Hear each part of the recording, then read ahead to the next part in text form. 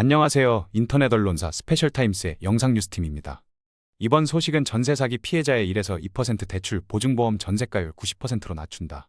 관련 뉴스입니다. 정부가 기존 전세 대출을 1에서 2%대 저금리 대출로 대환하는 상품을 신설하는 등 전세 사기 피해자 지원에 나선다.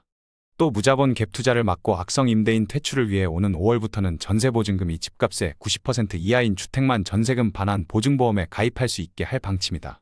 국토교통부는 2일 관계부처 합동으로 이 같은 내용의 전세 사기 예방 및 피해 지원 방안을 발표했다.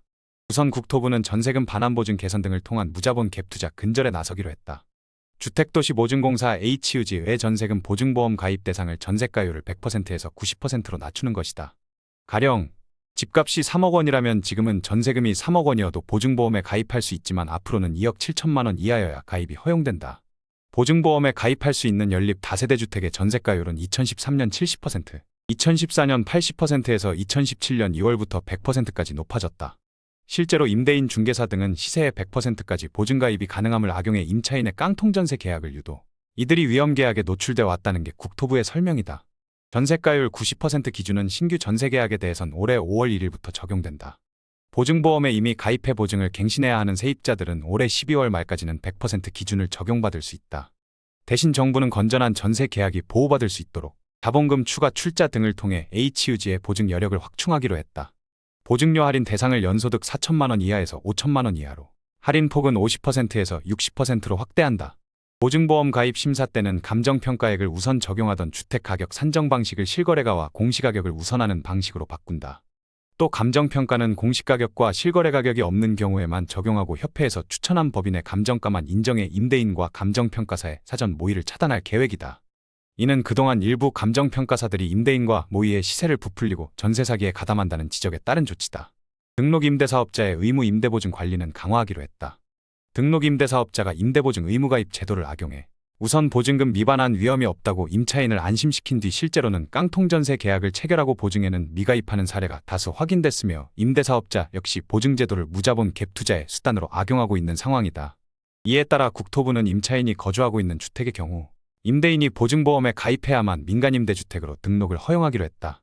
공실은 민간임대주택 등록 후 보증보험에 가입할 수 있도록 하되 미가입 시에는 임차인에게 통보해 계약을 해지하고 위약금을 받을 수 있도록 할 계획이다.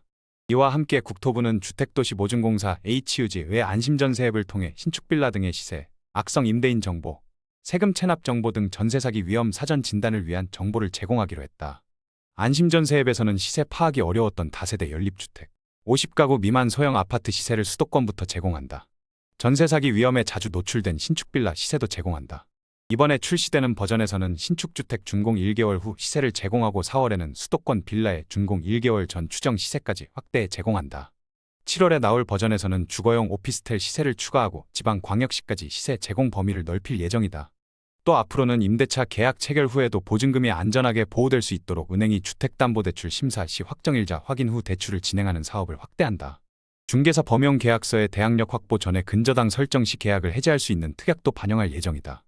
일부 공인중개사와 감정평가사가 조직적인 전세 사기에 가담한 것으로 드러난 만큼 이들에 대한 처벌도 강화하기로 했다. 현재 공인중개사는 직무위반으로 징역형을 선고받은 경우에만 자격이 취소된다. 앞으로는 집행유예를 받아도 취소되도록 원스트라이크 아웃 제도를 도입한다. 이와 함께 공인중개사들에게 더 많은 권한과 책임을 줄 방침이다. 앞으로 중개사들은 임대인의 세금, 이자 체납 등 신용정보와 주택의 선순위 권리관계, 전입세대 열람을 할 수 있게 된다. 중개사가 임대인의 납세증명서, 전세금 반환보증 가입 여부, 전세가율 등을 확인하고 임차인에게 제대로 설명하지 않으면 500만 원 이하의 과태료가 부과된다. 임차인이 위험 중개사를 선별할 수 있도록 안심전세 앱을 통해 중개사의 영업정지, 휴업기간 등의 정보를 공개한다. 일부 중개보조원들이 전세 사기에 적극 가담한 사례도 드러난 만큼 지금까지는 제한 없이 채용하던 중개보조원 수를 중개사 1인당 최대 3인까지만 두도록 하는 방안도 추진한다. 감정평가사는 지금은 집행유예를 포함한 금고형을 2회 받아야 자격이 취소되지만 법을 고쳐 금고형을 1회만 받아도 자격이 취소되도록 한다. 또 국토부는 전세 사기 피해자의 주거위기 상황 등을 감안, 보다 많은 임차인이 실질적 혜택을 볼 수 있도록 저리대출의 보증금 요건을 3억 원까지 완화하고 대출액 한도도 2억 4천만 원까지 확대한다. 전세 사기에도 불구하고 기존 전셋집에 거주해야 하는 임차인에 대해서도 기존 전세대출을 1에서 2%대 금리로의 저리 대출로 대환할 수 있도록 상품을 신설해 생계부담을 완화할 계획이다. 아울러 불가피하게 전셋집을 낙찰받은 경우에 대한 무주택 요건을 유지해주기로 했다.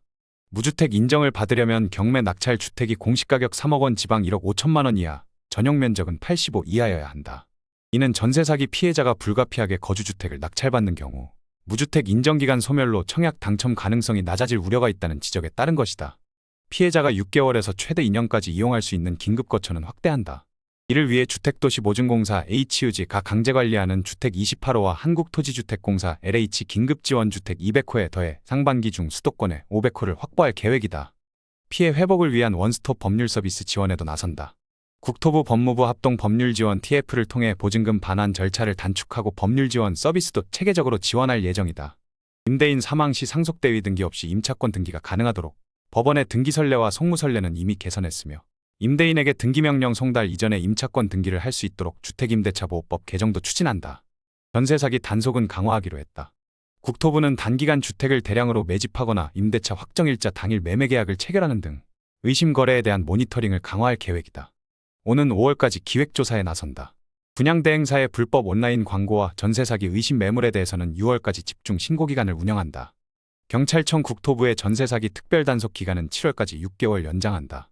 원희룡 국토부 장관은 전세 사기는 청년과 신혼부부 같은 사회초년생이 대응하기 어려운 조직적이고 지능적인 범죄라며 이번 대책을 통해 전 재산이나 다름없는 보증금을 노리는 악질 사기가 뿌리 뽑힐 수 있도록 범정부 차원에서 총력을 기울이겠다고 밝혔다.